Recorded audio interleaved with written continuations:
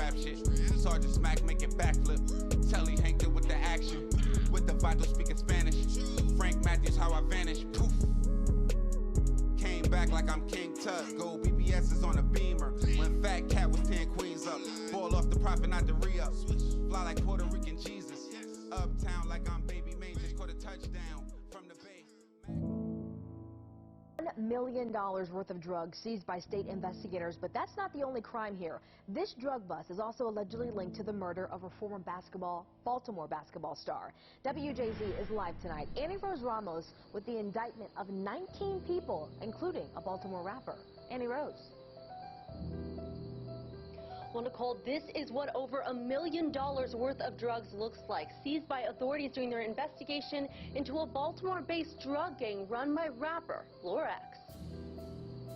We recovered nearly 9 kilos of fentanyl. That's about 20 pounds. An investigation leading authorities to stash houses in Baltimore, where they found guns, heroin, and 9 kilos of fentanyl. In 9 kilos, it could cause the overdose deaths of 4 million people. Maryland's Attorney General announcing Thursday the indictments of 19 alleged gang members Who were involved in a drug trafficking organization. Starting with their accused leader. The leader was a man named Xavier Johnson. Xavier Johnson, a rapper known as Lorax. Johnson would direct members to rent apartments that served as the enterprise's drug stash locations. The indictment also connects Lorax to the 2019 murder of Gerald Brown, a former basketball star from Baltimore. His murder... A standout basketball player and community leader gunned down in northwest Baltimore. Hello, everybody. I'm Rick Ritter. And I'm Vic Carter. At this hour, Gerald Brown's murder remains unsolved. He is one of several people shot during an especially violent weekend in Baltimore. WJZ investigator Mike Kelvin is live at the scene of the killing in northwest Baltimore with reaction tonight.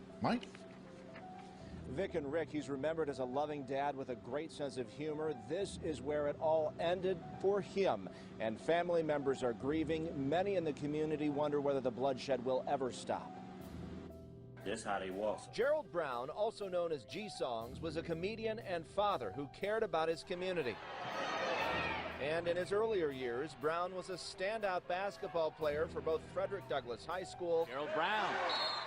and Loyola University. Brown looks to go one-on-one with Miles. He was shot to death Friday on West Forest Park Avenue at the beginning of another violent weekend. We're asking for anyone who knows or who heard or who thinks they know anything about any of these violent offenses to call us immediately so we can hold people accountable. Commissioner Michael Harrison spoke about that violence after he greeted a new class of 38 police recruits. While people may have different thoughts about what they think about Baltimore, these 38 people have enough love in their heart and desire to help that they want to be police officers here at a time when we critically need it.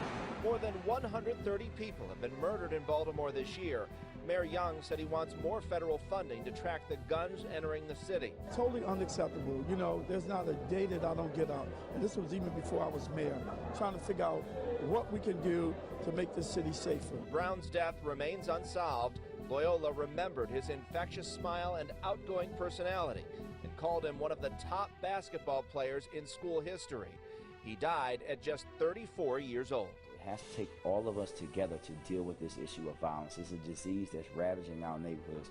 Too many sons are losing their mothers and fathers and brothers and uncles and aunts, and we will have to get sick of it ourselves in order for us to change it and cure ourselves of this disease. And right now in South Baltimore, there's a crime walk underway. It started about 15 minutes ago at Hanover Square Park.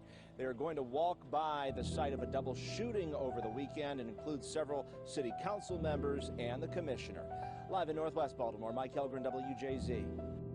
Johnson directed Mr. Brown to rent apartment for the use of the enterprise. The indictment charges Johnson with Drug kingpin and with managing a criminal gang. After a month-long investigation, identified and in charge an entire network of individuals we believe were supplying hundreds of people in the Baltimore region with heroin, fentanyl, and other drugs. Yo, we back. It's your boy Popalot. Mobb ties. We on our way to Maryland with it. Murderland. Baltimore. Baltimore, South Baltimore to be exact. All my niggas from Baltimore, y'all niggas get in the comment box. From South Baltimore, we definitely need y'all to check in. And before I even get into who we covering, is it even like that in Baltimore where a nigga asks you where you from? Then you got to be like, oh, I'm from West Baltimore. I'm from South Baltimore. I'm from East Baltimore. I think I heard of all three of those, to be honest. I don't think I heard of a North Baltimore. That sounds like probably where the white people at. I don't know. Y'all need to hit me. But y'all get in the comment box. Let me know, man. Yeah, but we going to be covering none other than the infamous Xavier Johnson, or Lord X is what they call him, or some people just call him the South Baltimore Godfather. Now, according to the government, Lord X is going to be the head of a 19-man drug trafficking organization that pretty much operates out of South Baltimore, but distributes drugs throughout Baltimore City. Now, we're going to kind of break that down a little bit. Most people might know, some might not, but I know a lot of people know. I want to say Baltimore is probably, if it's not, it's one of the headquarters for the crisis in opioids. I want to say they have an epic number of overdoses, and I know them shits is going on everywhere, but them shits is definitely hitting in Baltimore. Y'all name some more cities in the comment box if I'm wrong. I know that's going to be one of them. But according to the government, the investigation into Lord X revealed that members of the criminal enterprise sold fentanyl and heroin primarily throughout Baltimore City. And they going to say, like I said earlier, Xavier Johnson was going to be the alleged leader or the head of this indictment, and they say he would direct members and associates to rent apartments in downtown Baltimore that served as the enterprise's drug stash locations, and high-ranking members of the enterprise would manage these stash locations and transport a vast amount of narcotics to street-level dealers within the enterprise territory.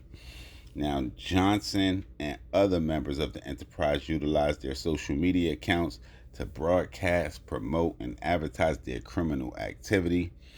Lord X used his internet persona, and they pretty much went on to say how he would promote himself as Lord X / the South Baltimore Godfather, and he would use that persona to promote his music career as well as the enterprise's drug trafficking operation. Gosh, I almost couldn't get that shit out. It's like, and I really couldn't get that out because I really couldn't wait to almost say that if I this was my first time hearing about him when the indictments came out. I want to say that the summertime is when the shit really hit, but after time I went back, kind of did my research, listened to the music, and one thing I gotta say about this shit here is, if you're doing that shit, man, put some fiction into that shit, because he got some songs that almost kind of like lay up the whole conspiracy. It's almost like a book. You couldn't write it even better. So where I guess him or his team had him go online, they pulled his Instagram page, because you know that's the first thing they're going to do is use your social media against you. So that went down immediately. But the thing about it, when you're doing music videos, them shits like grow legs of their own. So you might pull it down, but the minute a music video is almost like a IG live, them shits live forever, because you might pull it down, but that shit done traveled through so many pages and so many different shit that if you're trying to hide it from the government, it's going to be almost impossible. And you know, they be like, oh man, it's like finding a needle in a haystack. Imagine trying to find 10 million needles in one haystack. Man, you're going to be getting stuck in. So it's like, you almost got to be conscious of what you're doing. And I think a lot of people, I don't think nobody go into doing illegal shit trying to transition with the wrong idea. But I think people, where they get the wrong idea, or what they have the wrong idea about, is the amount of time that you have to transition when you're doing something illegal. And on top of that, especially when you broadcasting it, so say like, I mean, if you got a year when you're doing something illegal, if you're not broadcasting it, you got a year. You start broadcasting that shit, man, you got 3 months, man. You done cut your time by a quarter. So it's just like, especially if that illegal business, shit is just wild now. The world is just so different. This shit is waking up. It's like the most craziest movie I ever watched when I was a kid, because not only will somebody like do a murder, they'll probably put it on live. Not only will somebody run a criminal enterprise, they'll just lay out the whole shit pretty much, or go on Vlad and just pretty much like, yeah, nigga, I just sold 3 bricks. Like, who the fuck, who's doing that? So, but between that and the snitch friendly culture that's going on right now, because it's shit to the point where a nigga snitch on somebody, and the nigga he snitched on probably gonna throw that nigga a welcome home party, and not a surprise one. The nigga gonna know about it in the whole shit, man. Yeah, come on now. It's just fucking wild. But yeah, so he has music videos, and one in particular, because it's like, once you're a musician, you can't take that down. If you go listen to How I Feel, that it's gonna paint the indictment before anything. And that was released, I want to say, April 15th, 2020. And I'm almost certain that's probably going to be something that they try to use against you in during trial, besides the evidence that they got against you. Now, during the long-term investigation that they had into Law X, law enforcement recovered nearly 9 kilograms of fentanyl and other narcotics and multiple firearms, though, and they pretty much set him up through the use of undercover buys, and they obtained search warrants based on those undercover buys. Now, almost all the seized drugs were determined to be fentanyl or a mixture containing fentanyl, and if you don't know, fentanyl is 50 to 100 times more potent than heroin or morphine. So that's where the spike in overdoses is happening now. And the government will go on to say that the dismantling of this drug trafficking organization is significant because dedicated police officers and prosecutors have, through an extensive investigation, identified and charged an entire network of individuals we believe were supplying hundreds of people in Baltimore's region with heroin, fentanyl, and other drugs. Like you heard one of the deputies say, he had enough fentanyl to kill 4 million people. They ain't really gonna play around too much when you fucking around on that kind of level. So we wish the best of luck to Law X. We hope he be there, hope he come home. Want to see him drop some more of that music. Y'all make sure y'all follow me on Instagram, on Twitter. It's your boy Popalot, POP_A_LOT. Y'all get at me in the comment box. Y'all get at me under the pictures. Y'all direct message me, whatever it is. I'm here for all this shit. And we're going to be back with some more real trill spill shit. Mob, ties.